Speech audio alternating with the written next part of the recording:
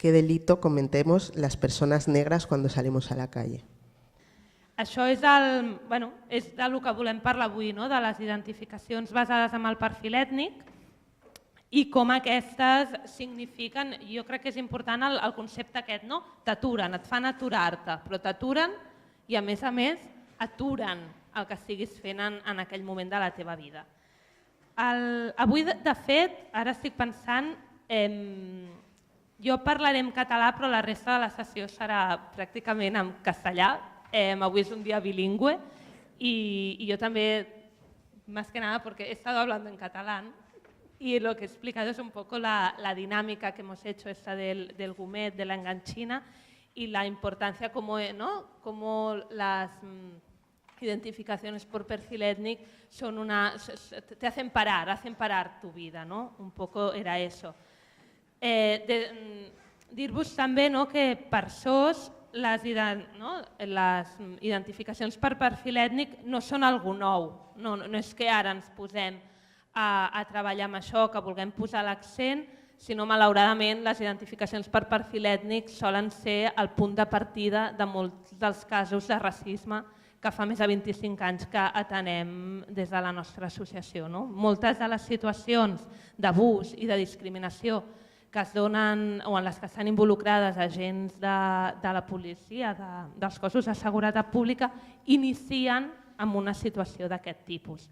Sí que és cert que ho volem posar sobre la taula, que fa uns mesos que hi estem treballant i que la nostra idea és, avui volíem fer aquest tret de sortida en el que voldríem que fos una campanya que estiguéssim capaços d'implicar, d'implicar a la ciutadania y a las instituciones para evitar y acabar definitivamente con las identificaciones por perfil étnico. I abans de donar la paraula a la taula, sí que el que voldríem era compartir un primer document que hem elaborat. Nosaltres tenim la idea des de SOS Racisme de poder iniciar una campanya d'incidència que ens permeti acabar amb una pràctica que és il·legal, que no hauria de donar-se, però que sabem que forma part, malauradament, de la fotografia de les nostres ciutats i dels nostres pobles. És tan real i a la vegada que ha acabat normalitzant-se, invisibilitzant-se. A molta gent, sobretot a la gent que no ens aturen, anar pel carrer i veure que una persona és aturada ha passat a formar part del nostre dia a dia i això també realment és un problema. Compartim amb vosaltres aquest primer document que potser els pròxims mesos es converteix, esperem que sigui en un manifest que s'adhereixi la ciutadania i que realment pugui ser una mostra de que tots i totes tenim ganes d'acabar amb aquesta pràctica que fa massa temps que es dona. Ahora sí, voy a leer este manifest, el manifest sí que es en catalán, cuando lo tengamos sí que el traduirem i amb això sí que donaria pas a la taula.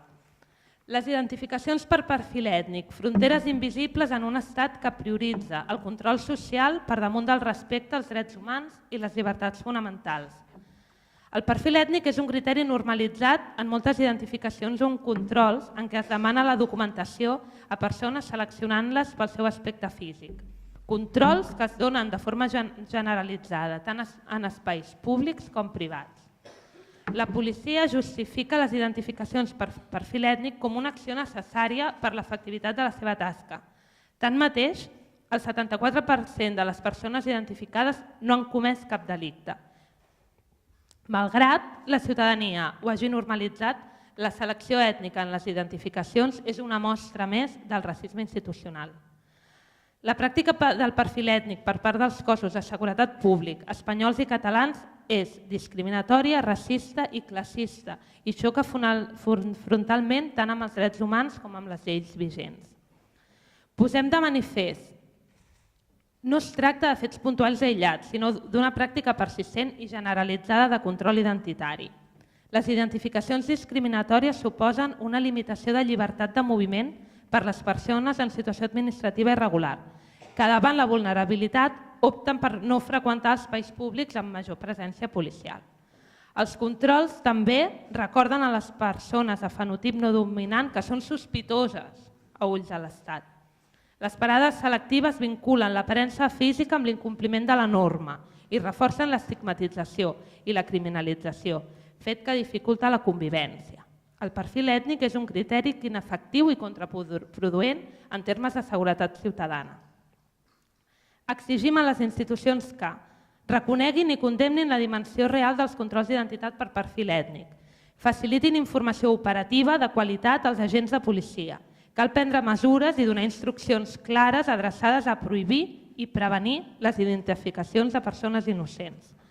Que formin a la policia en matèria de racisme i xenofòbia, per tal de dur a terme identificacions sota els principis d'igualtat i no discriminació, de conformitat amb el Codi Europeu d'Ètica de la Policia. Que justifiquin i recullin dades de cada actuació d'identificació i que realitzin un registre per tal de tenir dades i que les publiquin. Que introdueixin mesures de control internes i externes i apliquin sancions contra els agents que identifiquin de forma discriminatòria o injustificada. Que facilitin mecanismes de denúncia per a la població objecte d'identificacions i registres. Que garanteixin la consulta real i completa a les comunitats i minories afectades per aquesta pràctica.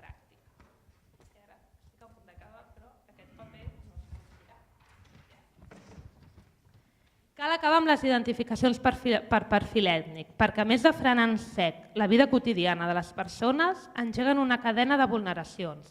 El dret a la no discriminació i el principi d'igualtat, el dret a la llibertat de moviment, el dret a la dignitat, el dret a la llibertat i la seguretat personal, el dret al respecte a la vida privada i familiar i el dret a la llibertat religiosa, entre altres reconeguts al primer capítol de la mateixa Constitució.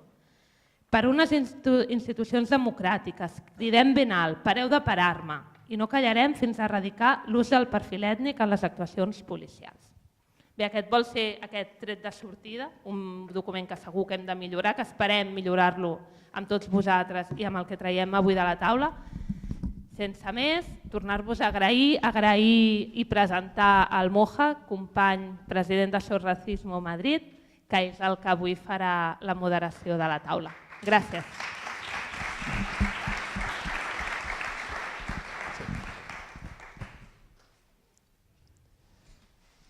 Bueno, muchas gracias a Alba por la introducción. Como ya ha dicho ella, soy Moja Jereu, periodista del diario.es, presidente de Sos Racismo Madrid. Y bueno, pues nos han reunido aquí a todos, no para dar un sermón, sino para hablar sobre las paradas racistas, ¿no?, que realiza la policía en el espacio público, en el ámbito privado, pero sobre todo en el público. Y bueno, antes de presentar a los ponentes voy a dar yo también mi chapa inicial.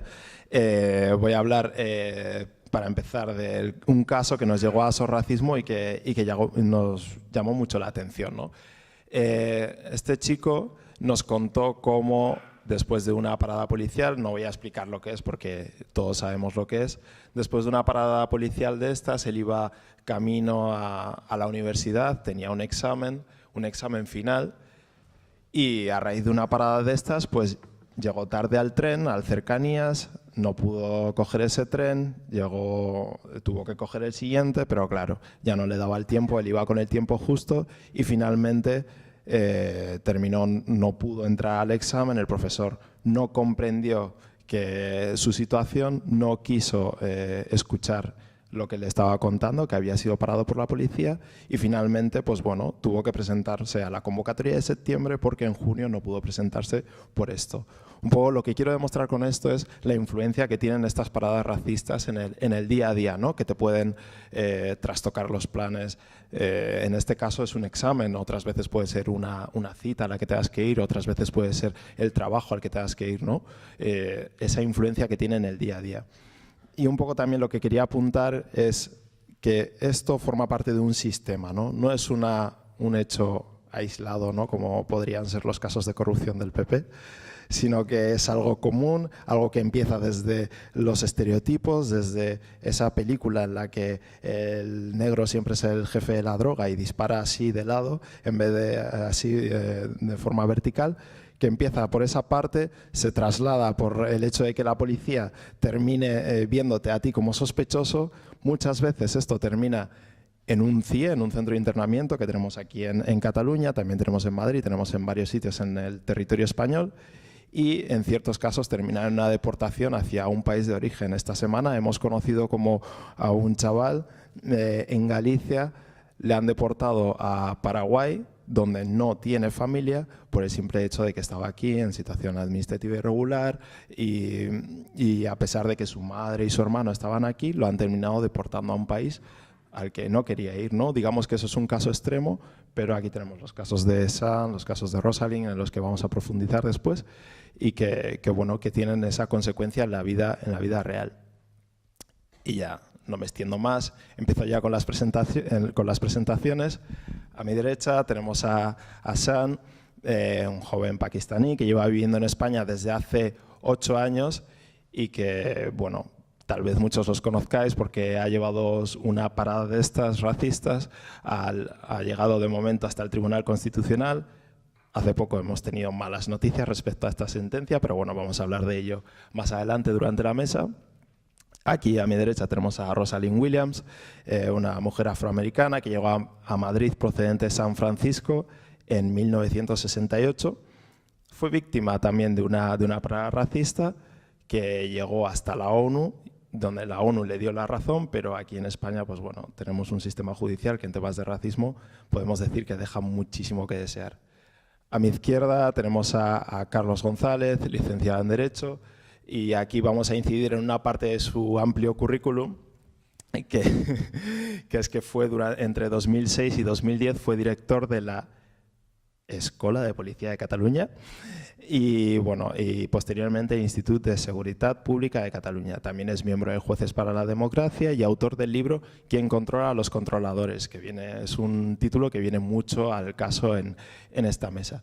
Y por último tenemos a Andrés Gascón, profesor de la Universidad de Valencia y autor de el primer estudio cuantitativo, podemos decir, ¿no?, aquí en España sobre las paradas por perfil étnico, ¿no? La primera vez que se puso datos, además por parte de la Universidad de Valencia, la Universidad de Oxford, la primera vez que se puso datos a esto, ¿no? Que se dijo cómo a los gitanos se les para 10 veces más, porque muchas veces hay gente que te puede decir que, bueno, que son idas de olla de personas aisladas, no, pero en este caso se documentó con datos por 2 instituciones reconocidas, como las paradas policiales tienen especial incidencia en un determinado tipo de población. En fin, tampoco me voy a extender más, vamos a empezar ya con las preguntas. Y un poco ahora vamos a hablar de las experiencias, ¿no? Y para ello, pues obviamente van a empezar hablando Sam y Rosalind. Mi primera pregunta va a ser para Rosalind, un poco cómo fue aquella parada que denunciaste y que llegó hasta la ONU, donde te dieron la razón. Bueno, en mi caso, buenas tardes a todos y les agradezco por asistir y escuchar nuestras experiencias. En mi caso fue en el año 1992, en una situación completamente por casualidad familiar. Viajaba con mi marido y mi hijo a Valladolid para celebrar una comida familiar el día de la Constitución, o sea, dentro de lo que sucedió, sucedió precisamente en la estación de Valladolid, estación de tren, y yo en principio pensé que era un control habitual de todas las personas que bajaron del tren. Y en ese momento el tren era Madrid-Irún, y por consecuencia yo pensé que se trataba de un control por terrorismo, etc. En este caso, al mirar y a fijarme, vi que yo era la única persona que un señor vestido de paisano, no era con uniforme oficial, me pedía mi documentación. Yo tengo ciudadanía española por matrimonio. Por mi acento podéis notar que soy norteamericana. Yo le enseñé mi DNI, a su vez le pedimos el suyo, sabiendo que lo podíamos hacer. Se conoce que se molestó el hecho de que insistimos en pedir el suyo, decía, si damos el nuestro, tanto yo como mi marido, porque pidió de los dos, tuvimos derecho de también anotar el suyo. Para recortar, eso fue en Valladolid, en Madrid, una vez que después del puente de la Constitución, en Madrid, hice una consulta con el defensor del pueblo. El defensor del pueblo, en la reunión que tuvimos, había pedido consultas con el asesor militar de la oficina del defensor del pueblo. Y es entonces que se destapó que había pocas, pero denuncias desde dentro del cuerpo policial que había órdenes de buscar personas de color. Porque en Valladolid hemos pedido al policía que me pidió mi identificación. ¿Por qué? Porque no lo entendía. Él decía, porque estamos, palabras textuales, estamos buscando personas como ella. Decía, bueno, pero ¿cómo como ella? Por el color de la piel. Y él, tontamente, decía, pues sí. Entonces, con eso, buscamos ayuda jurídica con un abogado y empezamos en el año 92 un largo proceso sucesivamente desestimado por distintas entidades jurídicas aquí en España y finalmente lo llevamos al Comité de Derechos Humanos de la ONU en Ginebra. Y como he dicho antes, han fallado en nuestro favor. Sin embargo, aquí en España no han hecho caso a las, yo diría, como no es vinculante jurídicamente, son sugerencias, pero el gobierno español no hizo caso a las sugerencias. Bueno, ahora entraremos... Aquí, otro micrófono. ¿Se me oye bien? Sí. Antes de entrar ya en detalles más jurídicos de cómo el sistema judicial aquí en España deja mucho de que desear, vamos a recordar también el caso de San, que nos puede contar de primera mano qué es lo que ocurrió, cómo fue aquella parada que has denunciado hasta el Tribunal Constitucional por el momento. Bien, buenas tardes a todas y todos. Bueno, una puntualización antes que nada, que llevo 11 años aquí en Barcelona residiendo. Uy. Y nada, pues un día, como un día cualquiera, paseando por Passeig Sant Joan de Borbó, se para un coche de policía a mi lado, me dicen que me identifique, me identifico y claro, al recibir la sorpresa de haber sido yo el que se tenía que identificar dentro de los cientos de personas que se estaban moviendo y caminando por ese paseo, dije, hostias, ¿y por qué yo, no? ¿Por qué me identificas a mí? Y al hacerle esa pregunta, el policía, pues, con molestia me respondió que a un alemán no le iba a identificar. Con lo cual yo insistí y le dije si era por mi piel por mi color de piel. Y dijo que sí, que era por ello y que sí tenía algún problema.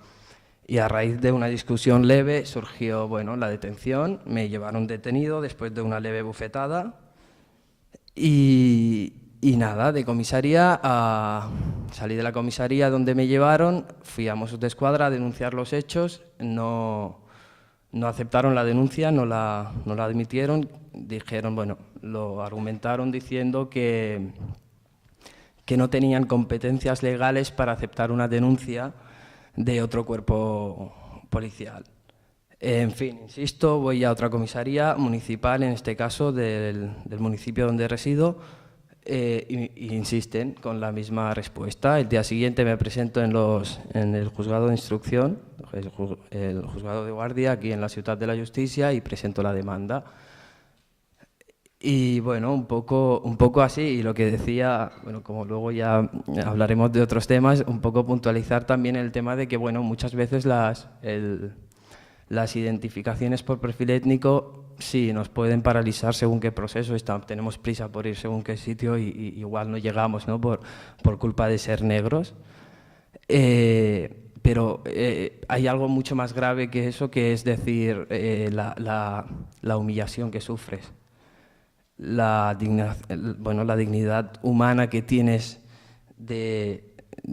que se te cae, ¿no? Es decir, en ese momento un niño que llegó aquí con 13 años, que lo ha dado todo se ha adaptado, porque no es fácil una adaptación con X años, cambiar de país, cambiar de gente, y tú haces todo ese seguimiento, llegas a un nivel donde te sientes igual de catalán que pakistaní, igual de español, y te puedes relacionar con cualquier persona, ¿no? Y de repente aparece un individuo que te dice que por ser negro tú no eres de aquí y tú te tienes que identificar, ¿no? Y bueno, eso genera al final un conflicto, otra realidad social de la que creo que están muy lejos los cuerpos policiales, todo el sistema jurídico y penosamente nuestro Estado, la gente que nos gobierna. Y bueno, más que nada, bueno, todo esto pues a eso, ¿no? Que las cosas se pueden alargar, que nosotros podemos llegar tarde a un sitio por un motivo u otro, pero el tema importante y lo más grave de todo, lo peor de todo, es la dignidad, ¿no? Es decir, yo soy persona igual que tú y bueno, tú estás aquí defendiendo, bueno, tampoco generalizo, no quiere decir que todos los policías pues son igual que a la persona que me paró, pero a lo largo de estos 3 años me han vuelto a parar 2 o 3 veces más. Y la sorpresa es que el trato es igual de prepotente, es igual de arrogante, y cuando más oscuro eres de piel, muchas veces también se enfrentan ellos de normal, ellos se encuentran con un perfil de gente que no es conocedora de su derecho y aprovechan para discriminarlo.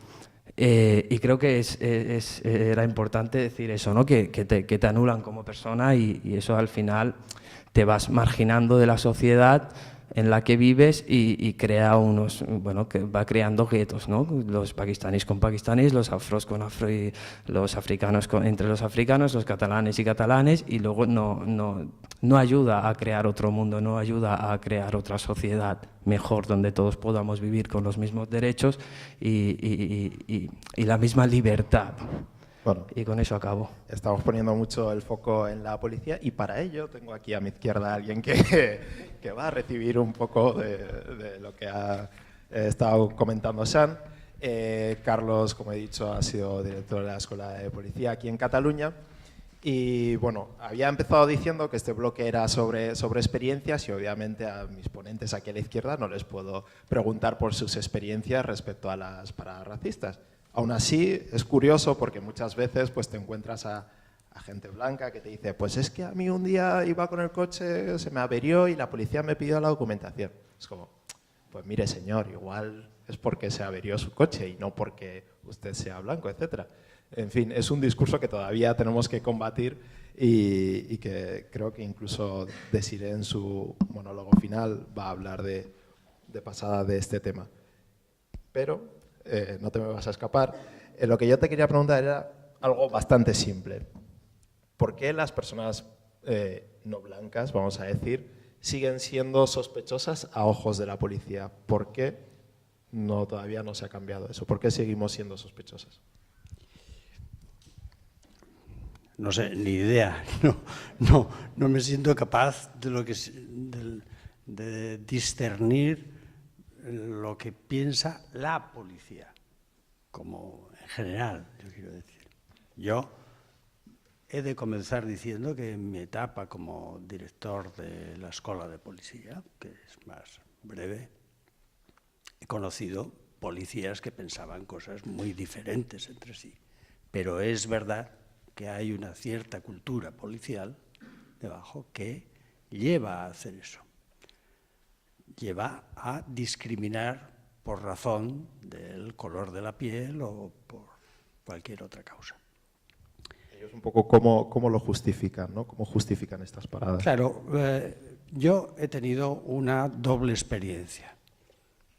Como director de la Escuela de Policía, que era la más fácil, porque yo allí decidía, más o menos el director junto con todo su equipo, etcétera, decidía en qué cosas había que poner el énfasis precisamente para proteger lo que dice la Constitución que ha de hacer la policía, que es proteger los derechos y libertades de todos los ciudadanos. Y por tanto, eso era lo que yo trataba. Pero claro, yo como director, digamos, tenía un año para hacer eso, porque desde que se hace la selección, la propia policía hace la selección de los policías que pueden entrar, tienen obligatoriamente que hacer un año, un curso inicial de un año, y después ya pasan directamente a trabajar. Y durante esa época tuve dos experiencias que os quiero mencionar. Una era la participación en un programa que se llamaba el programa STEPS, que lo protagonizaba, más o menos aparte de algunas asociaciones de este tipo, básicamente británicas, y policías británicos que vinieron a hacer una experiencia con policías, tanto municipales como Mossos d'Esquadra, aquí en la ciudad de Girona, y después lo hicieron también en Alcobendas, cerca de Madrid. O en Fuenlabrada, perdón, sí. En la ciudad de Girona, no quiero con eso, tengo a mi lado a un experto en esto porque ha hecho una... Sí, en la ciudad de Girona consistía en que cada policía, cuando hacía una identificación, debía poner el motivo por el que hacía la identificación, etcétera, y según el policía, de a qué etnia o qué raza o qué pertenecía la persona a la que había detenido para ser, porque finalmente eso es una detención, digan lo que digan, para ser identificado. Pues bien, en las conclusiones son que la policía municipal, solo voy a poner lo de los Mossos d'Esquadra, podría hacerlo también con la policía municipal. En la actividad de los Mossos, los marroquíes tienen 10 veces más probabilidades de ser identificados que los españoles. 10 veces más, que se dice, pero en una ciudad como Girona, comparando los detenidos o registrados o como queráis de esa etnia con respecto al número total de las personas de esa etnia que están en Girona. 10 veces más. Los rumanos 6,1 veces más y los hondureños 2,1 veces más que los españoles, los que son blancos, etc. ¿Por qué? Cuando uno pregunta a los policías por qué se hace eso, ellos suelen decir pues que lo hacen. Al final siempre es porque ya se sabe que estas personas delinquen más que los otros. Incluso hay un 57% de personas que son identificadas y que además se les hace un registro. El 57% de las personas registradas por los Mossos se les hace además un registro. Pues bien, cuando se les pregunta, y lo he preguntado mucho más en mi otra labor de juez que como director de la escuela, ¿por qué a esa persona le hizo eso?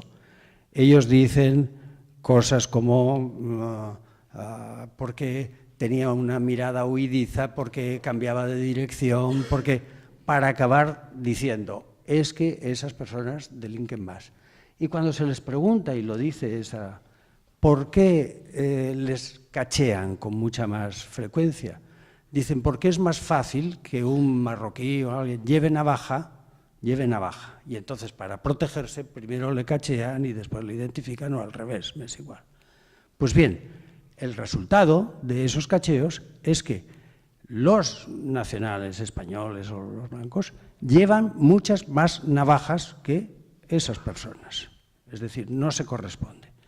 Y responde a ese estereotipo al que tú antes hacías referencia. Responde a que en su cultura, en la cultura corporativa de muchos policías, está un estereotipo, unos miedos que desafortunadamente no creo que sean exclusivos de la policía, aunque eso no perdona que la policía lo haga, porque él es un poder del Estado que está precisamente, insisto, para proteger los derechos y las libertades de las personas. Bueno, Carlos ha avanzado algunos algunos datos, ¿no? Pero para eso hemos traído aquí a Andrés, que participó en aquel estudio de la Universidad de Valencia y la Universidad de Oxford que he comentado antes al principio. Y por eso yo quería aprovechar para preguntar un poco cuántas identificaciones policiales se hacen al año, en qué grupos de edad se hacen y, sobre todo, en qué proporciones, ¿no? A qué nivel se hace sobre la población gitana, sobre la población latina, etcétera. Un poco que nos pusieras esos datos sobre las paradas policiales. Perfecto, gràcies. Con permís del moderador, en primer lugar, voldria agrair la invitació a les companyes de Sos Racisme, perquè per a mi és un plaer poder vindre i compartir aquest espai amb tots vosaltres. Però a més també m'agradaria agrair l'esforç d'organitzar fòrums com aquest on tenim l'oportunitat de poder denunciar pràctiques de racisme institucional. És que no té una altra paraula, són pràctiques de racisme institucional. I és important dir la paraula, perquè són pràctiques que en qualsevol estat de dret són completament inconcebibles. Bien, ya yendo a lo que me preguntaba el moderador, he traído una copia del libro. La estoy sobando un poco porque estoy cogiendo los datos de aquí, porque me he dejado el ordenador dentro de la mochila. Es una copia que voy a dejar encima de la mesa cuando acabe la mesa redonda, para que quien la quiera se la lleve. El libro también está disponible online de forma gratuita. Simplemente poniendo el título en Google aparecería, os lo podréis descargar. Quien esté interesado en leer lo que allí se contiene lo puede hacer. Bien, respecto al número de identificaciones, estaba justo antes de entrar aquí revisando los datos para poder ofrecerles datos actualizados. En España en el conjunto del Estado español se vienen realizando un total de unos 8 millones de identificaciones por año, ¿no? En el año 2012 fueron casi 8 millones, en el 2011 casi 8 millones, en el 2014 fueron 7.600.000. En el año 2015 han bajado a 6.500.000, pero yo dudo de que este número sea real. Estos números los he sacado yo de los anuarios estadísticos del Ministerio del Interior, se publican todos los años. Ahí ustedes pueden buscar anuario estadístico del Ministerio del Interior y ahí, aparte de otras, se ofrece el número total de identificaciones policiales practicadas a lo largo del año. En este año, en el año 2000, o sea, en el anuario del año anterior, como saben ustedes, se cambió la Ley Orgánica de Protección Ciudadana, pasamos de la 1/92 a la 4/2015, entonces hay como un desglose, ¿no?, de los datos que se realizaron con la ley anterior y con la actual, y yo creo que ahí no se han registrado todas las... opinión personal, por supuesto, no se han registrado todas las paradas, porque, quiero decir, se han reducido en 1 millón cuando, quiero decir, esta serie de llevar 8 millones de identificados anuales viene de largo, ¿de acuerdo? Identificar a 8 millones de personas en una población como la que tiene el Estado español es una bestialidad. O sea, no hay Estado con el que podamos comparar, quiero decir, por tradición, como por ejemplo Francia, Alemania o Reino Unido, donde se identifique a tantas personas. Los datos también son públicos. Hay normalmente los estados suelen ofrecer los números totales de personas paradas. y no los números desglosados, es decir, por lo que me preguntabas, datos, qué edades, en qué proporciones, cómo afectan a los diferentes grupos étnicos que conforman la sociedad. Bueno, pues eso no se sabe. Eso no se sabe. En el Estado español nosotros no lo sabemos. O sea, en principio, parece, desde el Ministerio del Interior, lo que se dice es que estos datos, recoger estos datos iría en contra de la Ley de Protección de Datos. Esto no es exclusivo del Estado español. Francia, Alemania, únicamente ofrecen números totales de identificados, no desglosados. Los únicos dos estados, no son los únicos, pero los estados más importantes, quiero decir, por relevancia, que recogen y que ofrecen datos desglosados, son Estados Unidos y el Reino Unido. Estados Unidos y el Reino Unido. Quiero decir, recoger datos estadísticos sobre a quién se para no es tampoco la panacea. Quiero decir, aquí no tenemos que idealizar, es decir, recogemos los datos, el problema desaparece. No. Quiero decir, Estados Unidos, como sabemos todos por las noticias de prensa, en realidad tiene problemas bastante importantes. El Reino Unido igual. Quiero decir, en el Reino Unido el año 2011 se han producido incidentes bastante importantes en este sentido. Y de ahí que la única forma que tenemos nosotros en España de acceder a los datos fue pues, a través del informe que nosotros hicimos.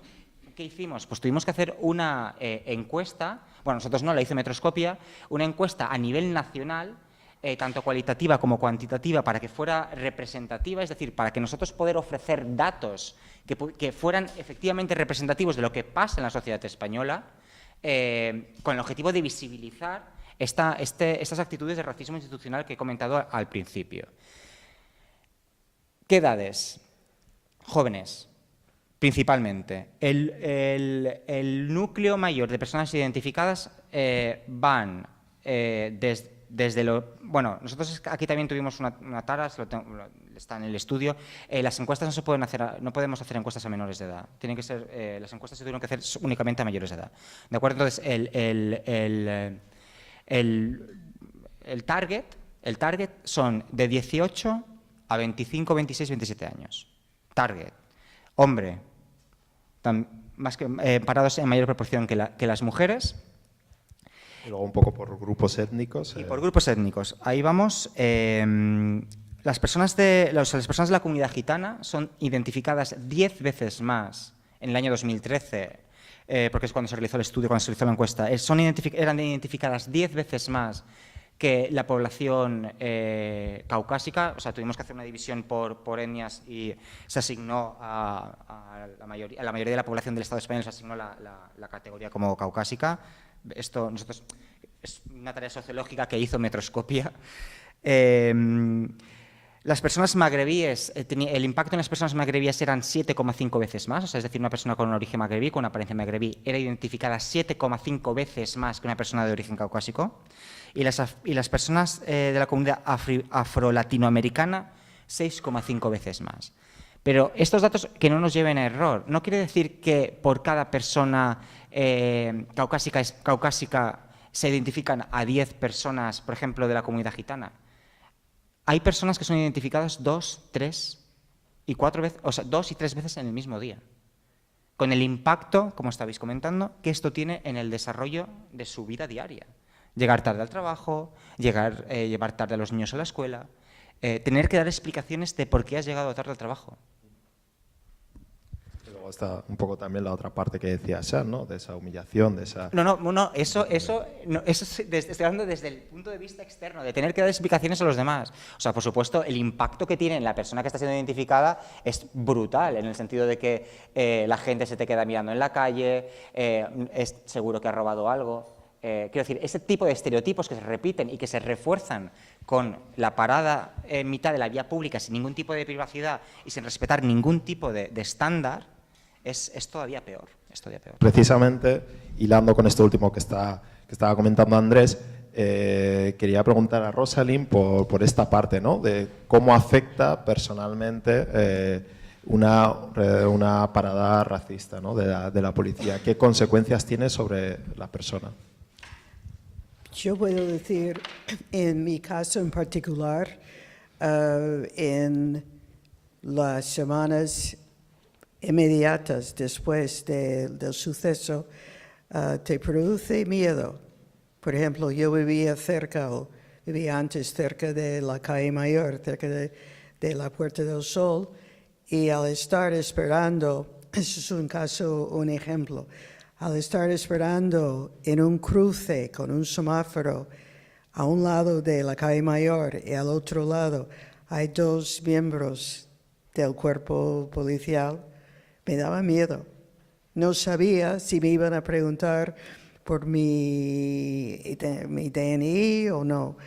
Una vez, otro ejemplo, me pararon en un tema de tráfico, no por una infracción, simplemente porque estaban parando varias personas y allí sí preguntamos, ¿es por el color de la piel? Y se conoce que ya estaban preparados y decían, no, por nada. Entonces te produce miedo, en mi caso, humillación, como ha dicho Sean, y también enfado. Porque en un momento dado uno dice, ¿por qué me está pasando a mí esto? Porque no soy blanca. Sin embargo, vivo aquí como cualquier otra persona. Y es una sensación que no se puede entender si no es no blanco. Es así. Precisamente, un poco esa sensación de desprotección, ¿no?, que comentas. Mi siguiente pregunta, Sean, era en ese sentido. ¿Crees que la población no blanca puede realmente sentirse protegida por la policía, que se supone que está para eso, para protegerte? Bueno, yo creo que la pregunta la deberíamos planteársela a la gente blanca, ¿no? Comparto un poco la respuesta de la Rosalind porque es un hecho que tú vives día a día, ¿no? Yo tengo amigos, pues, bueno, de muchos lugares del mundo, latinos, africanos, ¿no?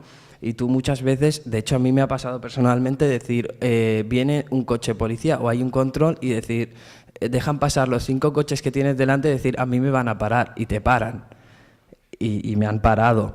Y muchas veces lo que ella está diciendo, ¿no?, es produce miedo. A mí me pasa personalmente y yo veo un miedo reflejado en las palabras o gestos de amigos que vamos caminando por la calle, dando un paseo por el barrio, y de repente ves que se acerca un coche del policía y hacen un comentario y se nota en ese comentario, realmente igual lo hacen con la gracia y el cachondeo, pero realmente refleja el miedo. De decir, las instituciones... Eso demuestra que las instituciones no nos protegen igual que los blancos, eso es más que evidente, pero sí, bueno, y la otra pregunta, pues... no lo sé, yo también tengo muchísimos amigos blancos, por suerte, y creo que le tienen la misma manía a la policía que de la que la tengo yo, entonces, según qué blanco también. Bueno, otra vez pasamos la pelota aquí al sector policial. Antes estabas comentando, ¿no?, que se habían instalado algunas iniciativas, pero como que es aislado, ¿no?, en Fuenlabrada, aquí en Girona. ¿Por qué ocurre esto? ¿Por qué se ha avanzado tan poco? Si es algo tan denunciado, ¿por qué solo hay iniciativas aisladas en una comisaría en Fuenlabrada, en Girona, y no es algo que esté instalado, digamos, a nivel nacional? ¿Qué es lo que está fallando? Yo creo que es fácil responder a eso, por falta de voluntad política de hacerlo. Porque esto no es la cuestión de si aquel juez... Perdón, que esto no es cuestión de si aquel juez hace o no hace, etcétera. Es también saber si hay una decisión política que dice que hay que acabar con eso. Y aquí no ha existido esa voluntad política. De hecho, ni siquiera cuando existe en la última reforma de la ley orgánica llamada de protección de la seguridad ciudadana, se dice textualmente que no se podrá identificar por razones de perfiles étnicos o raciales, etcétera, etcétera. Pero es evidente que eso sigue pasando. Sigue pasando Y yo creo que es precisamente porque, por lo mismo que aceptamos que sigan los CIES, los centros esos de internamiento, mientras te expulsan. O por lo mismo, bueno, algunos siguen haciendo. Tengo un amigo magistrado en Madrid, Ramiro García de Dios, que ha recibido un premio precisamente por luchar por esas personas. Y por tanto, yo creo que la situación es fácil, no es ni siquiera cambiar la ley, aunque cambiar la ley no es que sea baladí, porque eso le da oportunidad a un juez de pedir responsabilidades, porque hay un artículo de la ley que impide hacer eso, y podría fácilmente, si quisiera, y si hay una acusación, pedir responsabilidades por un delito de práctica ilegal de la detención o cualquier otro referido a cuando se hace ese tipo por ese motivo. Y desde luego hay otra cosa que nunca se cumple. Por ejemplo, con los registros. Hay os lo explico porque a veces los registros algunas veces pueden encontrarse. Imaginad que le registran a alguien que lo hacen porque cosas tan vagas como hay indicios de que participó en alguna infracción administrativa incluso, porque algún día quizá dejó el coche mal aparcado o por lo que sea, porque no lo dice, que haya indicios de que participó o va a participar. Con esos datos, un juez puede decir, pero ¿usted cómo sabe si va a participar o si participó? ¿Usted tiene la certeza de que participó? Por si tiene la certeza de que participó, lo que tiene que hacer es detenerlo y llevarlo ante un juez. Y si no tiene la certeza, debería acabarse con esta práctica. Eso parece tan de cajón que debería ser así. Pues digo, aún existiendo esas normas después han de ponerse en marcha. Ha de haber movimientos sociales que hagan lo que vosotros hacéis, que es llamar la atención de las personas sobre que eso es intolerable, que eso rebaja la calidad de nuestra democracia a niveles inadmisibles. Una de las herramientas, ¿no?, con las que se pueden hacer denuncia, otra vez, es el tema de los datos, ¿no? Recoger, porque si no se recogen esos datos y no se constata de que eso existe, pues se invisibiliza y al final, a ojos de la sociedad, no es un problema. Sin embargo, en Reino Unido sí que van mucho más avanzados en ese sentido, sí que han ido recogiendo mucho más datos, sobre todo la policía. ¿Qué diferencias hay entre Reino Unido y España para que, bueno, allí haya ese avance en este sentido y aquí en España pues que solo exista un informe sobre las redes racistas, sobre las paradas racistas? Bueno, pues creo que le voy a copiar la respuesta a Carlos, y es la falta de voluntad, o sea, quiero decir, es una falta clara de voluntad política, quiero decir.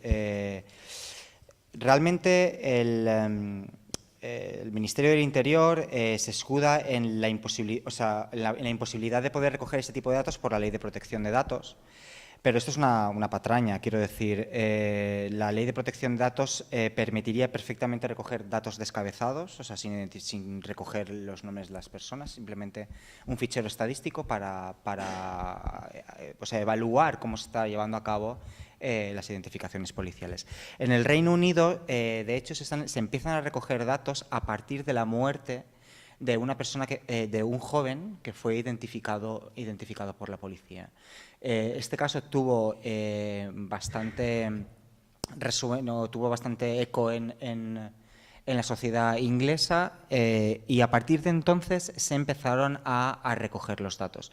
No solamente esto, sino que también se introdujeron los boletines, que es una de las cosas que ha comentado también Carlos anteriormente, que introdujo el proyecto STEPS. Es decir, una persona cuando es identificada en la calle únicamente para hacer una parada de identificación, el policía tiene que rellenar un boletín que le entrega a la persona identificada, y en ese boletín se dice, creo recordar que se dice el tiempo que ha durado la parada, cuál es el objetivo de la parada, también cuál es el objetivo de la parada, etcétera, etcétera, ¿no? Hay como una serie de ítems que se rellenan en el boletín, una copia es para el policía y otra copia es para la persona que ha sido parada.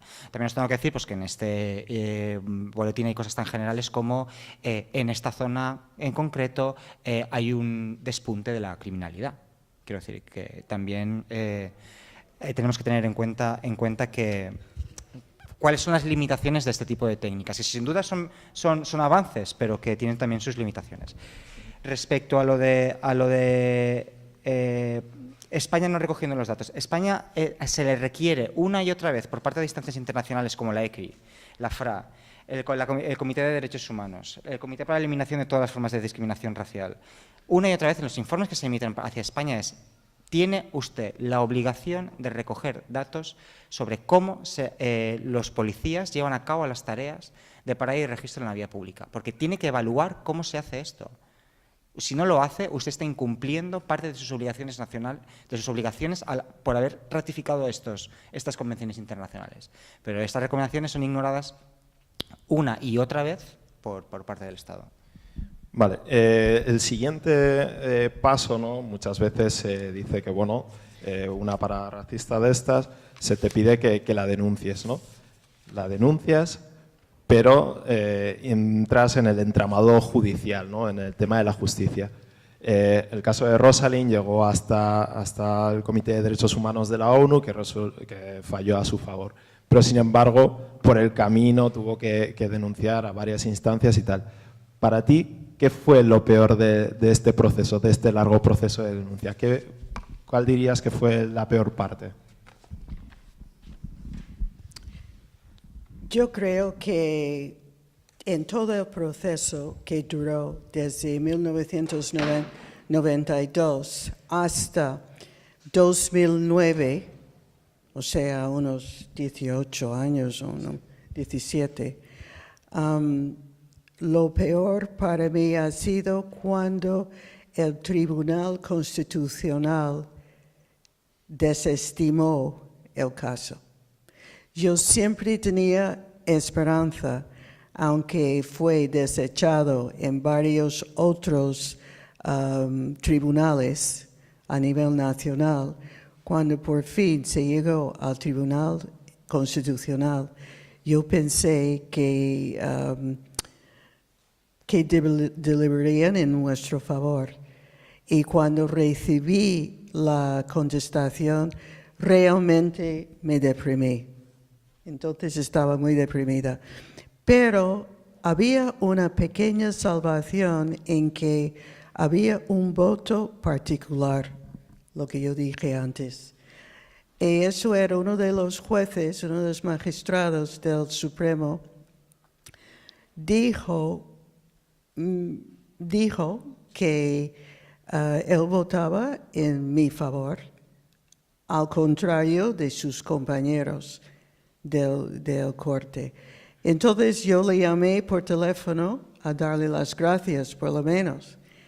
Y él me dijo, primero se quedó un poco sorprendido de que le había llamado, pero le llamé así por las buenas, para decir, bueno, menos mal que usted ha votado en favor, porque eso es como ha sido.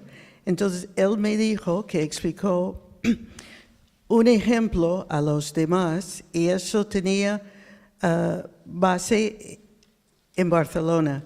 Él decía, mire, yo les dije, vamos a suponer que hay dos señores andando por las Ramblas desde la Plaza de Cataluña hasta el puerto, y uno de estos señores es magrebí, es marroquí, el otro es ruso. Y hay dos policías siguiéndoles, mientras que ellos están caminando por las Ramblas. Esos dos policías van a pedir la documentación a marroquí y van a dejar al ruso seguir andando. Y él me dijo, aunque lo explicó tal como lo estoy contando ahora, como me contó a mí, no lo entendían. No lo entendían. Entonces estoy de acuerdo con el compañero aquí en que hasta que hay en este país una voluntad política y no una sola vez, varias veces, repetidas veces, a decir que esto no se puede hacer, no va a parar. No va a parar. Entonces, en Madrid, por ejemplo, en las paradas en las salidas del metro, en distintos barrios de Madrid, hay controles constantemente. Bueno, antes Rosalind contaba cómo la parte que más le decepcionó fue la del Tribunal Constitucional, y es ahí precisamente donde está ahora mismo, o bueno, donde acaba de fallar el caso de Shan, ¿no? Un poco quería que nos explicaras qué es lo que han alegado para rechazar tu recurso. Bien, bueno, tampoco nos vamos a quejar del Tribunal Constitucional, visto lo visto. Bueno, a mí en este caso han considerado que no admitían el recurso, bueno, el amparo, porque no era relevante. Entonces, bueno, el máximo tribunal del Estado español está marginando, está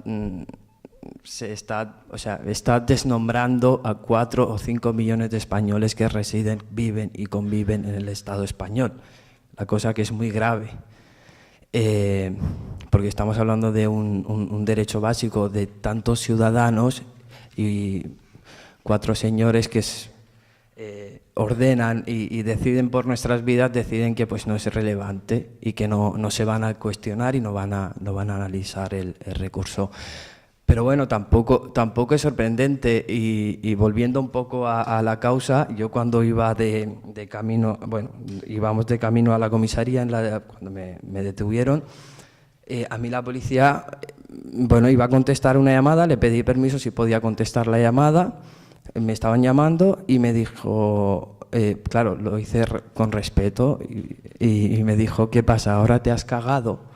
Dije, hostia, pues no, la verdad es que no, pero como estoy en tu coche, pues te pido permiso a ver qué me vas a hacer, ¿no? Y me dice, bueno, ya te enterarás cuando vayas a renovar los papeles. Bueno, yo no tengo que hacer ninguna solicitud para renovar los papeles, es un trámite muy simple de pedir una renovación de tarjeta y no tengo que solicitar ni hacer ningún proceso largo, ¿no? Cosa que él no lo sabía, pero sí que, en cambio, sí que hay muchísima gente que sí que les asusta ese hecho de decir, hostias, mis papeles, o sea, me llevo jugando aquí la vida, estoy a 24.000 kilómetros de distancia de mi familia, manteniéndolos a todos, y ahora este señor me la puede liar. O sea, me he jugado la vida aquí para tener papeles y me la pueden liar, ¿no? Y ahí es donde quería llegar, que entiendo también muchas veces la gente que no pronuncia, ¿no? Unos hechos como discriminación por parte del policía o cualquier otra institución. Y luego también cuando yo fui a la declaración por el proceso penal, claro, yo estaba haciendo la declaración delante del juez y yo me preguntaba realmente, después de ver la actitud del juez y de los presentes en la sala, ¿no? Decía, hostia, ¿este juez realmente es consciente del problema que tengo o de lo que he sufrido? O sea, ¿tiene alguna relación con la calle para decir? Porque noté una frialdad a la hora de bueno, declaraciones y tal. Y bueno, al Tribunal Constitucional, pues eso que no sorprende, ya se esperaba un poco. Vale, y aquí recogiendo el testigo de un poco a nivel judicial, Carlos también es juez. Y un poco recientemente en Francia se falló a favor de un grupo de personas que denunciaron sendas redadas racistas, y sin embargo, bueno, aquí hemos tenido el caso de Shan. Y por eso yo, Carlos, yo te quería preguntar si realmente la justicia española está preparada para bueno, dilucidar casos de racismo aquí en España, si realmente están preparados para deliberar sobre estos casos. ¿Preparada en el sentido de que se saben las leyes o preparada en el sentido de que saben están dispuestos a aplicarlas? Si se saben las leyes, si están concienciados de este tema, si... A ver, deberían estarlo. En fin, no lo sé si todo. Una vez más me tropiezo cuando me piden una opinión sobre la judicatura o sobre la policía o sobre cosas así, me es difícil situarme. También se hacen formaciones en relación a temas de la racismo. escuela judicial enseña estas cosas. Pero después también depende, vuelvo a insistir, en, yo qué sé, esto en el fondo o te lo crees o no te lo crees, no sé cómo decirte, si no es un caso más y punto, lo resuelves, a este le han parado, no sé qué, en fin, tengo mucho trabajo. Una cosa es hacer así y otra cosa es la anécdota que les contaba antes de empezar esto, que era yo en un juicio por resistencia a la autoridad de una persona de origen marroquí que, según la policía, no había querido identificarse y cuando habían intentado llevárselo a la comisaría se les había dado una patada o no sé qué, y entonces estaba el juicio. Y entonces el policía que vino a declarar dijo que eso repitió, que le había dado una patada, etcétera, etcétera. El abogado que tenía el acusado preguntó algo sobre si estaba seguro de que era esa persona o algo por el estilo. Y el otro dijo, por supuesto, dice si lo hace siempre, dijo el policía. Y entonces, cuando acabado ese interrogatorio de las partes, el juez tiene la posibilidad de interrogar a su vez, yo le pregunté, ¿quiere decir que lo hace siempre porque ya lo había hecho otras veces? Y él dice, sí, siempre. Y digo, lo cual quiere decir que ustedes ya sabían quién era, ¿no? Y él dijo, sí. Y digo, ¿y entonces por qué le iban a identificar? Si la identificación es para saber quién es. Si ustedes ya tienen esos datos, ¿por qué? Y como no supo qué responder, pues obviamente la sentencia fue absolutoria. Pero quiero decir que eso no depende de saberse más o menos leyes o menos. Es tener, yo qué sé, casi diría educación humana, no sé cómo decirlo. Y eso nos encontramos cada día. ¿Y por qué? Entonces, la cuestión no es el estereotipo, los extranjeros, sobre todo si pertenecen a otra raza, etcétera, delinquen más. Eso seguramente hay mucha parte de la población, no solo entre los policías, que dirían que es verdad a esa pregunta. Pero no es que delincan más, sino si eso después está apoyado en algo tangible, en algo que se pueda aprehender. Y no es verdad. El ejemplo de la navaja que os ponía antes, o incluso otros ejemplos que podríamos poner. Ahora se me ha ido. No te me adelantes a la pregunta que voy a hacer ahora a Andrés, que era precisamente eso, ¿no? Si existen argumentos sólidos para desmontar, pues bueno, cuando dicen, hay personas que dicen, bueno, pues es que los extranjeros o la gente negra o la gente gitana delinquen más. Si existe alguna forma con hechos objetivos, datos objetivos de desmontar ese tipo de argumentos. Pues efectivamente, claro que se puede desmontar recogiendo datos, publicando los datos, evaluando los datos, sabiendo efectivamente quién comete los crímenes, porque eso se puede saber perfectamente. Si usted recoge datos, los evalúa, ve cuál es el camino criminológico que sigue cada uno de los casos, claro que se puede saber cuáles son los grupos étnicos que conforman cualquier sociedad que cometen más delitos. Ahora, otra cosa es que no haya, una vez más, la voluntad política de que esto se sepa. Como nosotros cuando realizamos el informe también nos encontramos con este problema, aquí no únicamente en este informe no únicamente evaluamos a qué grupos étnicos impactaban en mayor medida las paradas y registros, ¿no?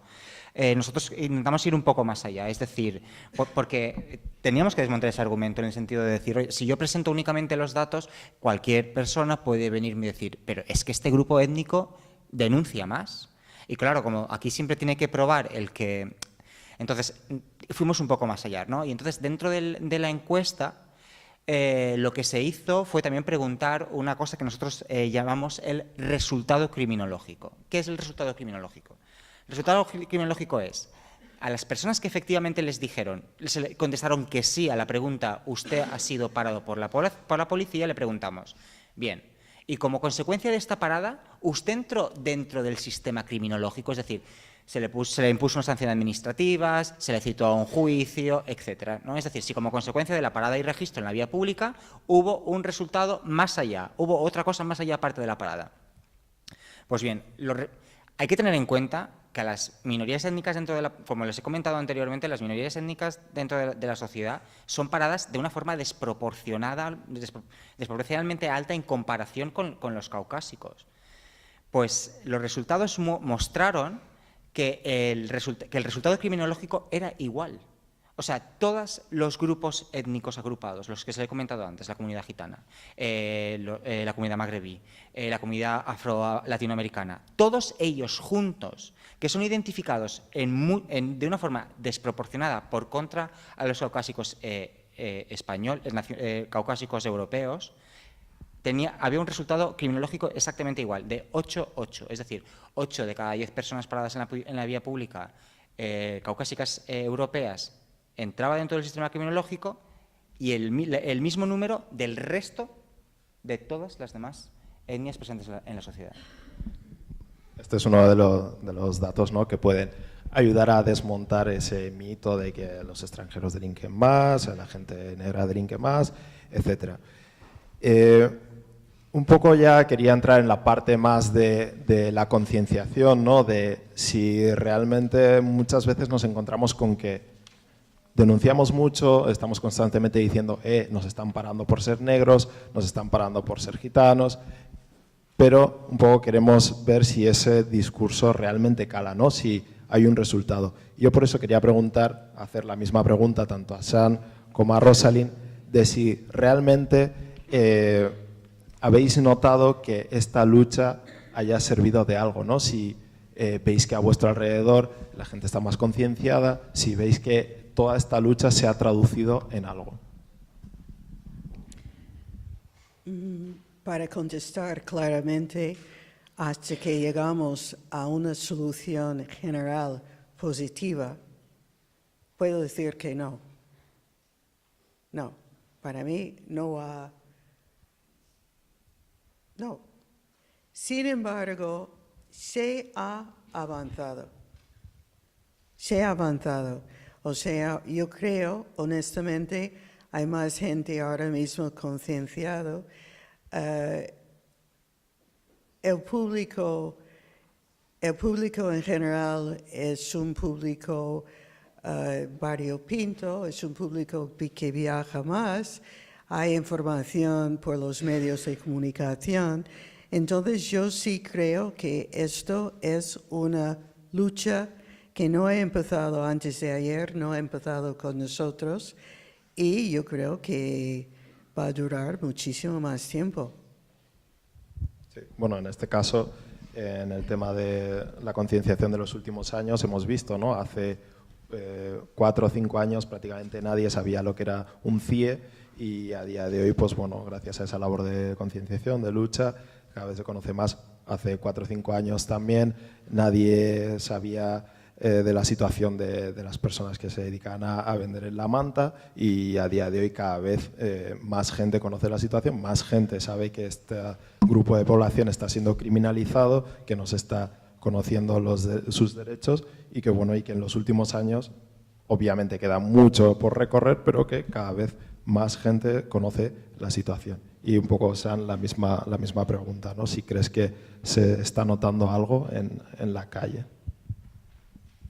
Para empezar, completamente de acuerdo contigo, Rosalind. Yo creo que tu lucha sí que ha servido. y más porque yo me he reflejado en ti y de hecho todo el proceso que estamos llevando a cabo, ahora toca Estrasburgo, y creo que te estamos siguiendo los pasos y si no hubieses dado ese paso quizás yo tampoco habría tenido las herramientas y la idea de ir por ese camino que abriste. Y después de esto, bueno, creo que sí, son otros tiempos, en eso sí que es verdad que, a ver, son otros tiempos, pero tampoco se está haciendo el trabajo o tampoco lo estamos cambiando al mismo ritmo, porque el tiempo está corriendo, o sea, aquí cada día hay un cambio, estamos hablando de cambios constantes, pero en ese sentido humano pues no vemos muchos cambios, ¿no? Realmente yo vivo una cosa muy de cerca que es las propias comunidades de diferentes etnias, los chinos, los pakistaníes, la gente de origen latina, tienen como sus propios guetos, ¿no? Están encerrados ahí dentro de sus propias comunidades, no se abren, la gran mayoría no... y creo que eso lo que hace es favorecer al poderoso de siempre. Y un poco lo que decían antes los compañeros aquí, que no hay una intención, no hay una voluntad política que empuje hacia una convivencia conjunta, ¿no? Donde los policías al fin y al cabo tampoco, los agentes de los policías del Cuerpo Nacional de Policía o Mossos d'Esquadra tampoco creo que vivan en Pedralbes, creo que están viviendo en los mismos barrios que nosotros, lo que pasa es que al no haber convivencia, al no haber trato, nos distancia tanto a unos de los otros, ¿no? Y si nuestra, bueno, el particular, el caso que llevamos ahora al Estrasburgo, que si sirve de algo, yo creo que yendo de juzgado a juzgado, de tribunal a tribunal, no sirve de nada. Realmente sí, esperamos que el Estrasburgo, pues el Tribunal de Derechos Humanos Europeo le dé un palo, ¿no? Al Estado español, decir, hostia, ¿qué estás haciendo? Pero creo que no va a cambiar eso nada. Realmente, si algo puede cambiar estos hechos, si algo puede ayudarnos a que estos hechos no sucedan, es la convivencia, es el tejido social que podamos construir entre todas y todos, ¿no? Yo creo que es el pilar básico para cambio, nosotros mismos. Si vamos a esperar a las instituciones, a la voluntad política, a la voluntad jurídica, vamos a seguir igual, de aquí a 20 años. Y es sorprendente porque Europa es un continente que recientemente ha vivido lo que ha vivido. O sea, estamos hablando aquí 60, 70 años atrás, millones de personas fallecidas por culpa de un tarao que no le gustaban los judíos, ¿no? Y creo que un poco estamos volviendo a lo mismo. Hay mucho, en la calle hay mucho discurso de odio, la gente se rechaza entre ellos, los blancos a los negros a los blancos, los latinos a los gitanos a los latinos, que dices, las propias minorías étnicas están enfrentadas unos entre otros, es decir, y si se puede cambiar esto y se va a cambiar de alguna manera, entre nosotros, entre nosotras y nosotros, un tejido social, otra educación más humana, lo que decía antes el Carlos, y son los únicos métodos. Y bueno, los medios de comunicación, claro, tenéis una potencia, una fuerza brutal, o sea, también podéis aportar muchísimo. Creo que hay presentes periodistas en la sala y también pues tienen que llevar los palos, ¿no? Porque tienen esa fuerza para hacer llegar el mensaje a la gente. La gente cada vez se relaciona más a través de Facebook y Twitter y no en las calles, con lo cual, pues eso, un poco. Vale, bueno, voy a responder aparte de los medios. No te ofendas, no te ofendas. Por alusiones, es cierto que los medios también tenemos ese papel, ¿no? Ese papel social, ir más allá de contar la noticia, sino explicar, poner el contexto, y al final yo también creo que los medios nos tenemos que posicionar a un lado u otro. El caso más reciente es el tema de los CIEs, ¿no? Como los medios también nos tenemos que posicionar, dar voz a las personas que están internas en los CIE, darles ese voz, ¿no? Esa voz. Por ejemplo, cuando aquello que pasó en el motín, las primeras informaciones que aparecieron fueron las de la policía.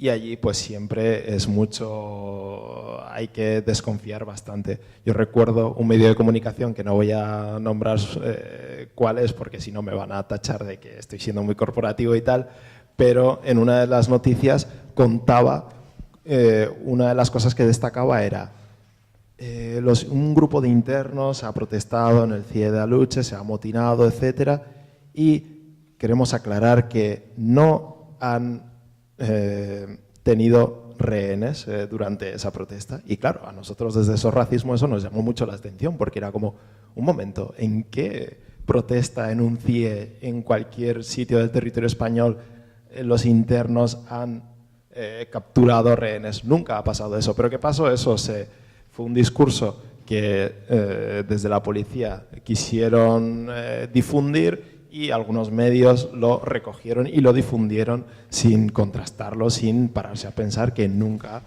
se han capturado rehenes en los CIE. Es, digamos, un ejemplo de cómo los medios tienen esa responsabilidad social. Pero volviendo al tema que nos ocupa aquí en esta mesa, mi siguiente pregunta es para Carlos y es a priori bastante sencilla. ¿Qué es lo que puede hacer la policía para que deje de realizar esas paradas racistas y, sobre todo, cómo se puede controlar a los controladores? Yo creo que a los controladores se les controla con información, obligando. Es decir, lo que aquí la actual ley de protección de la seguridad ciudadana ha traído de nuevo, dice que los policías deben hacer un acta del motivo, la duración y la identidad de la gente que ha realizado el registro o la identificación. Pero yo creo que no es suficiente con eso. Fijaros una cosa, en aquella encuesta que antes hablé de STEPS, el número de resultados positivos, fijaros que la ley lo que dice es cuando se tengan indicios de que pudo haber cometido un delito o una infracción administrativa. Una infracción administrativa es aparcar mal el coche, por ejemplo, o se tengan motivos racionales para pensar que puede realizarlo en el futuro. Cualquiera de esas dos cosas, vuelvo a decir, si tienen indicios suficientes para saber que participó en un delito, su obligación es detenerlo y entregarlo inmediatamente al juez. Y si no los tienen, es simplemente porque no los tienen. Por tanto, ese papelito que le deberían dar a esa persona, y que aquí se dice que solo cuando lo lleven a comisaría le darán un acta del motivo, de la duración y del número de los agentes, la identidad de los agentes que le han detenido, me parece que no basta. Me parece que no basta porque incluso para la detención está escrito en la ley que hay que informar al sujeto al que se detiene del motivo por el que se le detiene. Y sin embargo, nunca se le dicen los hechos por los que se le detiene, a pesar de que la ley utiliza la palabra hechos. Nunca se le dice, porque a las 4 de esta tarde usted estaba por las Ramblas y dio un tirón a una señora y se llevó el bolso. Eso es un hecho. Lo que suelen decir los policías es por intento de hurto. Claro, por intento de hurto, ¿a qué hora, dónde, a quién, etcétera? ¿Cuántos, y sobre todo, cuántos de esos casos han dado un resultado positivo? Positivo en el sentido de decir, sí, hemos descubierto que efectivamente esta persona participó en un delito o en una infracción administrativa. Eso es lo que quiere decir que da un resultado positivo. Según esa encuesta, el 9% de los que identificaba la policía dio resultado positivo. El 9%, lo cual quiere decir que el 91% dio resultado negativo. No era por eso por lo que le paraban, es evidente, porque si no, 91% yo ya me hubiera retirado del asunto, porque para coger de 100 a 9, desde luego hay como para pensárselo. ¿Y quién controla? Pues eso, teniendo esa información y que esa información esté al alcance de cualquiera que quiera consultarla. Eso sería lo primero. Porque los discursos valen cuando valen, pero aquí lo que valen son los datos y cuándo y quién ha hecho esto y por qué, y de aquí qué se desprende sobre el funcionamiento de un organismo tan importante o con tanto, digamos, capacidad como tiene la policía, por ejemplo. Bueno, y ya un poco para terminar esta ronda, y antes de pasar al siguiente bloque, ¿crees que, Andrés, se ha avanzado en iniciativas que ayuden a estudiar cómo se producen las paradas por perfil étnico y que puedan permitir denunciar esta situación? Porque, bueno, vosotros hicisteis el estudio en 2013, pero, en fin, ¿ha servido para algo? ¿Se han hecho más iniciativas? ¿Cuáles son? En fin. Sí, la 5. Vale. Efectivamente, ¿quién avanza? Pues avanza la sociedad civil. Es quien avanza, es quien denuncia las situaciones, es quien señala este tipo de actitudes. Porque, como ha comentado antes Carlos, sí, hemos cambiado la ley orgánica. Ahora la ley orgánica dice una cosa que todo el mundo sabía ya, y es que las identificaciones por perfil étnico están prohibidas. Bueno, eso a mí no hacía falta que el legislador me lo incluyera en la ley orgánica. Estaba prohibido desde que España forma parte del Pacto Internacional para la Eliminación de la Discriminación Racial. Y hace mucho tiempo que España forma parte de ese pacto internacional. Quiero decir, y encima, esta inclusión en la ley orgánica es papel mojado. Las identificaciones policiales por perfil étnico se continúan haciendo. Entonces, ¿quién cambia? Pues eso, cambia la sociedad civil. ¿Quién avanza la sociedad civil?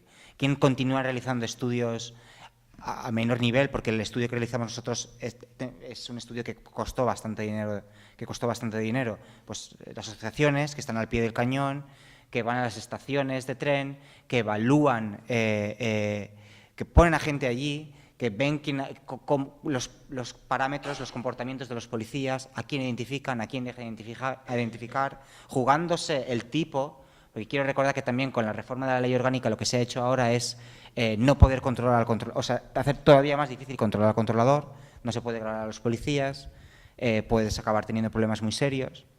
Entonces, pues siento este tono pesimista, pero yo creo que es así. Muy bien, vas a apuntar. Medio segundo. Medio segundo. Por ejemplo, hay una cosa que sería fácil de suprimir. Esperemos que ahora he leído que se están planteando modificar la Ley Orgánica de Protección de la Seguridad Ciudadana. Perdona. El micro. Sí, pero dice, en el artículo 19 de esa ley, se dicen dos cosas. Que las diligencias de identificación, registro y comprobación, practicadas por los agentes, etcétera, no estarán sujetas a las mismas formalidades que la detención. Si eso lo suprimiéramos y estuvieran a las mismas, tuvieran los mismos derechos que el que está detenido porque ha cometido un delito, sería un cambio. Por lo menos tendría un abogado con el que abogar antes y que le pudiera aconsejar, que pudiera participar en el interrogatorio, etcétera. Pero sobre todo, me quiero hacer, en el segundo punto de ese mismo artículo dice que se levantará un acta que habrá de ser firmada por el detenido, o porque a mí me sigue pareciendo que esto es un detenido. Y dice, si éste se negara a firmarla, se dejará constancia expresa de su negativa. Lo que yo querría que desapareciera es lo que viene a continuación. El acta que se extienda gozará de presunción de veracidad de los hechos en ella consignados, salvo prueba en contrario. Como sabéis, en todo el mundo civilizado, la prueba de los hechos corresponde a quien acusa, no a quien se defiende. Pues aquí es al revés, se invierte la carga de la prueba y se dice que lo que digan los policías se tendrá, por cierto, salvo que el acusado demuestre lo contrario. Eso es, desde luego, inconstitucional. Para terminar el plato fuerte, vamos a presentar a Desiree. Ella es bloguera, presentadora, organizadora de eventos, ha dado hasta una charla TED. Podría seguir extendiéndome sobre su currículum, pero no lo voy a hacer. Y aparte de todas estas cosas, ella es una mujer negra y es activista contra el racismo. Lo hace... Para terminar con su presentación, ella, entre otras cosas, denuncia desde la perspectiva desde la estética, tiene un blog, Negra Flor, que abrió en 2011, y bueno, de allí visibiliza esa discriminación que sufre. Y ahora, sin más dilación, va a comenzar con su monólogo. Pues muchas gracias por haber contado conmigo, por contar con mi participación. Yo es que traigo una cosa como muy sencillica y después de todo lo que habéis dicho aquí es como que me da vergüenza. Pero bueno. Bueno, lo único que sí quería comentar, los que habíais visto la imagen que se había difundido en la que salíamos todos los participantes y ponía que yo iba a participar con el monólogo Ser mujer negra en España. A última hora con Mónica, cuando le pasé el texto, me dijo, uy, pues potser havíem d'haver... Mónica, a lo mejor teníamos que haber hablado primero de qué ibas a hablar, porque, bueno, el monólogo, bueno, me escucháis, si os gusta bien, y si no, pues también. Bueno, la primera vez que me pararon, iba a coger el autobús camino de mi clase de danza. Una pareja de la Guardia Civil me cortó el paso y me pidió los papeles. Yo no llevaba el DNI. Me dijeron que por esa vez me dejaban pasar, pero que la siguiente vez, si no llevaba el DNI, me llevarían al calabozo. Me pasé el viaje en el autobús llorando. Yo tenía 13 años. En otra ocasión me encontraba con dos amigos negros. Salíamos de una discoteca de una zona alta de Barcelona y nos dirigíamos al coche, a mi coche. Llegando a la altura del coche, que era un monovolumen cuya matrícula indicaba que era bastante nuevo, una patrulla en coche de la Guardia Urbana pasaba por allí y al vernos rodear el vehículo redujeron significativamente la marcha. Casi se pararon, hasta que vieron que yo sacaba la llave y abría el coche. Entonces se fueron. Mi amiga Iris salía de hacer la compra con su marido. Ella es mestiza y su marido es negro. Les pidieron la documentación. Su marido la llevaba encima, pero Iris no llevaba el DNI, aunque les enseñó el documento digitalizado en la pantalla de su teléfono móvil. Los policías le preguntaron dónde había hecho esa falsificación y se la llevaron al calabozo.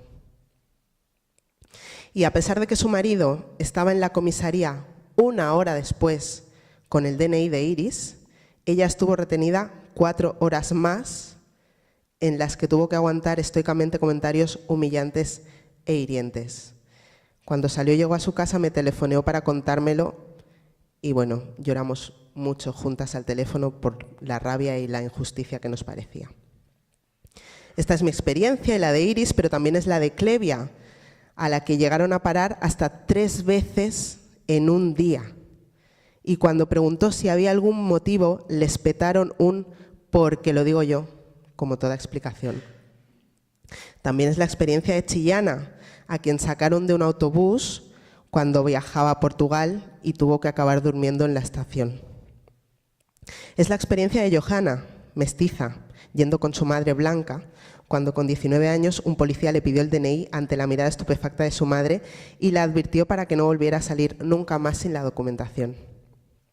Podría hablar de las experiencias de Dunia, Mariel, Agnès, Boñausese, Jai, Estela, Nicolás, Patri, Astrid, Kaire, Rubén, Silvia, Guillem, Yasir, Ismaye, Max, Sergio, Eric, Esther, Moja, Adnan.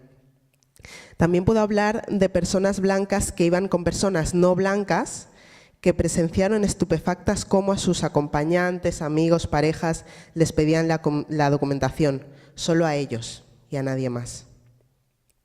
Puedo seguir contando muchas experiencias de personas no blancas a las que han parado para requerirles la documentación cuando se limitaban a circular libremente por la ciudad, sin llevar a cabo nada sospechoso, haciendo algo tan cotidiano como ir a la universidad, al trabajo, a dar un concierto, viajar en transporte público, esperar dentro de un coche a otra persona, tomar una copa, caminar cargando una mochila a la espalda.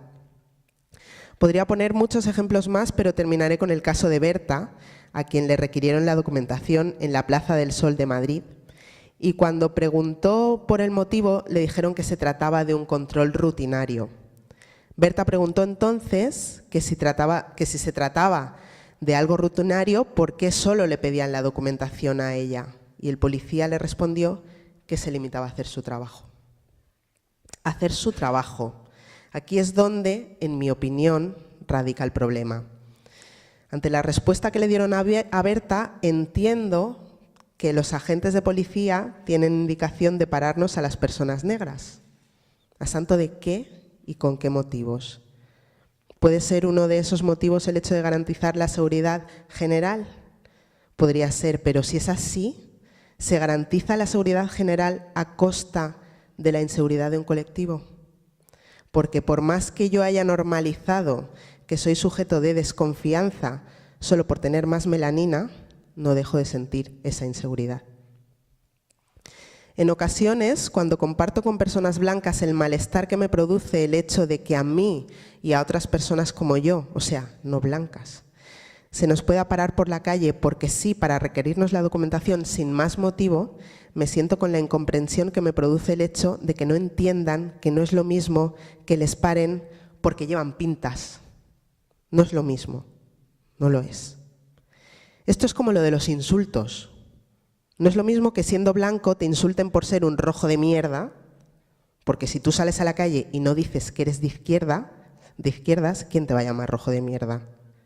Pues con las identificaciones policiales por perfil étnico, con las identificaciones policiales racistas pasa lo mismo. Hace unos años le decía a mi amigo Sergio lo injusto que me parecía el hecho de que a las personas negras la policía nos pare para pedirnos la documentación. En ese momento Sergio me dijo algo como que, bueno, a ver, pero es que si un pelirrojo comete un delito, pues también van a parar a todos los pelirrojos, ¿no? Decidí no contestarle por muchos motivos, pero para mí estaba claro que no era lo mismo. A día de hoy Sergio entiende que no es lo mismo. Él ha entendido que su ejemplo era un mal ejemplo, porque él partía del hecho de que buscaban a alguien por un delito. ¿Qué delito cometemos las personas negras cuando salimos a la calle? ¿Tener más melanina que la mayoría? ¿Eso justifica esas detenciones y esas identificaciones policiales? A este respecto, tengo que reconocer que pese a todo, puedo considerarme una privilegiada. Y esto se debe al hecho de que mi situación administrativa es legal, ya que soy española. Y eso me libra de verme encerrada en esas cárceles inhumanas que son los CIE. No voy a hablar de los CIE, primero porque no es el tema de este acto y segundo porque, dado que es una problemática que no conozco en primera persona, lo que tengo que hacer es sumarme apoyando a quienes tienen que liderar la lucha para que se cierren, que son las personas migrantes. Mi querido amigo y fotógrafo Rubén H. Bermúdez publicaba un artículo en Radio África Magazine, que os recomiendo, titulado «Escribir sobre racismo es violento». Hablar sobre racismo también es violento. Señalar conductas racistas es violento. Y lo es, sobre todo, cuando la mayoría de las personas blancas se niegan a admitir el racismo estructural en el que se han educado, el racismo estructural en el que nos hemos educado, y me incluyo, porque yo he nacido, me he criado y he estudiado aquí. Y cuando el racismo es estructural, las administraciones, las instituciones y todos los estamentos de la sociedad también están impregnados de él. Y ese racismo está tan arraigado que no se ve si quienes lo vivimos en primera persona no lo señalamos. Pues yo lo señalo. Y es un alivio que otras personas blancas que no viven directamente esta discriminación, pero que se revisan y se deconstruyen, se pongan a mi lado y lo señalen conmigo, con nosotros. Aún así, tengo que oír a veces comentarios del estilo de que me he beneficiado de un sistema que critico, porque he tenido la facilidad y los medios para formarme, tener una buena educación, tener una carrera universitaria, señalando que en algunos países esto es un privilegio. Y sí, en otros países tener formación universitaria o un empleo en la administración pública como el que tengo yo, siendo una mujer negra, pues es impensable. Pero yo no vivo en otros países, yo vivo aquí, vivo en Cataluña, y por eso lucho porque Cataluña se convierta en una sociedad más justa e igualitaria. Que a veces, escuchando a determinadas personas, parece que como vivimos en una sociedad en la que se han consolidado determinados derechos, tenemos determinados derechos adquiridos, nos tengamos que conformar, bajar la cabeza y renunciar a mejorar. Y así es como se cae en el inmovilismo. La ONU ha proclamado el Decenio Internacional para los Afrodescendientes, que empezó el día 1 de enero de 2015 y finalizará el 31 de diciembre de 2024. Uno de los objetivos de este Decenio Internacional es, y cito textualmente, promover el respeto, la protección y la realización de todos los derechos humanos y libertades fundamentales de los afrodescendientes, como se reconoce en la Declaración Universal de los Derechos Humanos. Lo voy a repetir. Promover el respeto, la protección y la realización de todos los derechos humanos y libertades fundamentales de los afrodescendientes.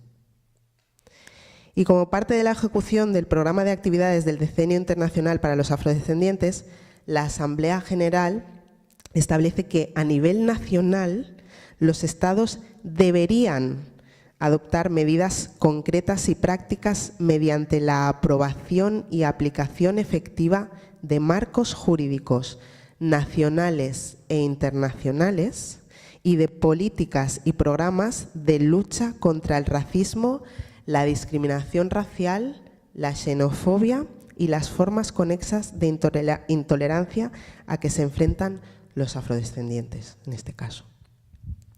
Lo que yo entiendo de la proclamación de la ONU es que este organismo reconoce que los derechos humanos de los afrodescendientes deben promoverse y protegerse.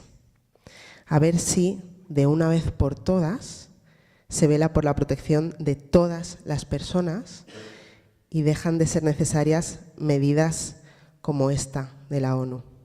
A ver si las administraciones se ponen las pilas, a ver si paran de pararnos. Gracias.